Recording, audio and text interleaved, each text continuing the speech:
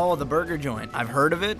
I've heard it, like every St. Cloud State student should go to it, but I've never been to it. Have you been to Val's Rapid Service? Yep. Yeah. I've heard of Val's. Oh, definitely. Val's is amazing. Yeah. Yeah. Yes. Yes, I have. I love it. Go there at least once a week. My grandpa started the restaurant in 1959. My dad and his brother Billy took over in 1980. My dad and my mom took over in 1990. And me and my brother took over 2.5 years ago, so in 2014.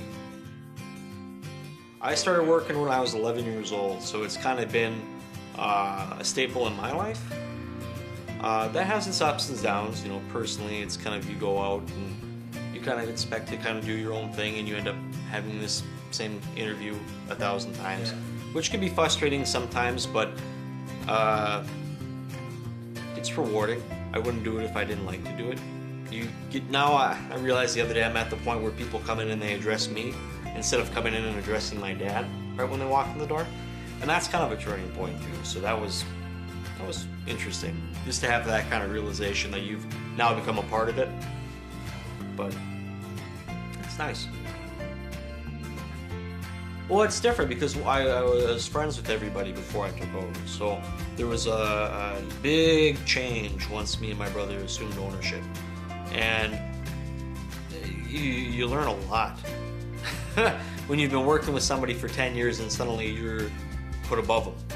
So there is a very strong line that I have to draw now between employer and employee.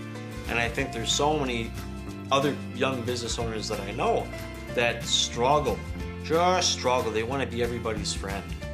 And they don't like that negative feedback of, you're doing this, I'm going to do this. They think that they're beholden to respond a certain way instead of the way that's appropriate and most effective.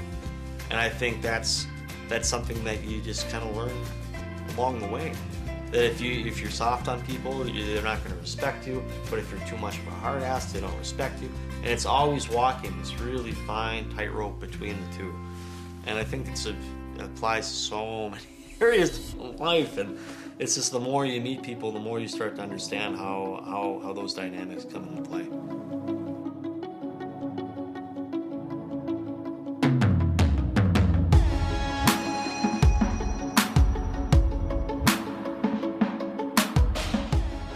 What's your favorite thing to get there?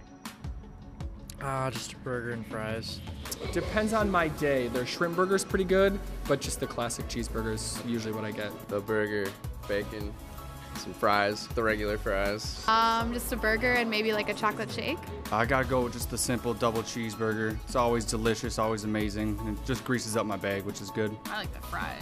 The fries and just like a classic cheeseburger. Yeah. Fries are amazing. I'd say the double bacon cheeseburger as well. God, so many calories, but it's so good. I think Val's has the effect of bringing the community together.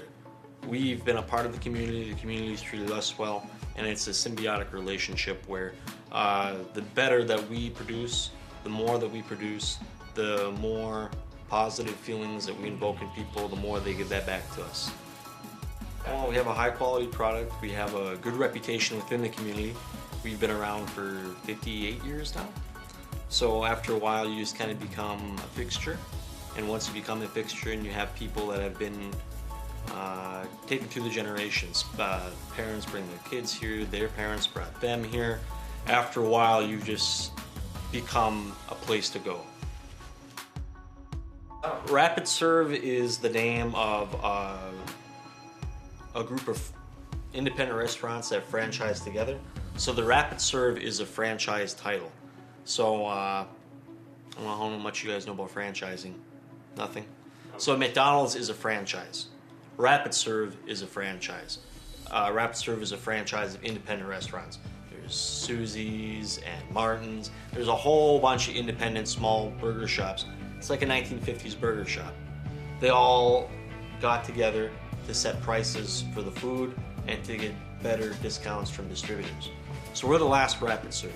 We were just part of a business model from the 1950s, and we're the last one. Val's has zero advertisement around this thing. I pay for no advertisement. And that's what makes Val's and our reputation so credible is that it's word of mouth. It's not us saying WCCO gave us best French fries in Minnesota, or St. Cloud Times gave us best burger in the city of St. Cloud.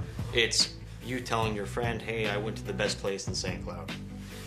And that's what ultimately drives our advertising and our business model. Would you say to many of these people who have never been there? They should go there. Yes, absolutely. Get the fries and the shakes. Best in the state, probably. Definitely need to go. Go, get the burger, and the bacon and the fries. That you should go. You just gotta go. It's a St. Cloud thing. You don't live here without going. I mean, it's gonna be busy at lunchtime. Avoid that. But other than that, it's amazing. You gotta go. Yeah, now. And it's so cheap. I'd recommend to try it because it's pretty cheap for college students as well, and it's great calorie-packed food. In the future, I think what we want to do is try to maintain our customer base, maintain the business model, which is increasingly difficult with just, obviously 1950s is different than 2017. We were working on a business model that was designed almost 70 years ago. So to continue as we are, we've had to make obviously technological innovations. We have the computer systems, which weren't around in 1958. You have to deal with increasing pressure from your employees. What an employee expects from an employer is different from then to now. You have the fight for 15. You have all these concerns. It does make a difference if you pay your employees well. Our lowest paid employee is $14 an hour. But that comes with expectations, and that comes back to communicating with your employees what you expect. And we have certain expectations with our customers too. You can't come in and act like an asshole. This isn't McDonald's where you can come in, make unreasonable demands, act like you think you own the place, and you're talking to the person that owns the place. So there has to be a level of mutual respect, and I think our customer base understands that. They understand that if you walk in and there's 1,000 people waiting, you're going to wait too. And if you come up and you start making demands and you start acting unreasonable, it doesn't work. So I think maintaining that mutual respect and that attachment to the community, understanding what our role is important. And if we start to lose sight of that, that's when we start to get sloppy, that's when we stop caring about the quality of the product, that's when we start saying, you're going to treat us like an asshole, we'll treat you like an asshole, and that doesn't work. And it's frustrating sometimes because that's a much more, you feel a lot better when you can get it in every once in a while, but you can't do it.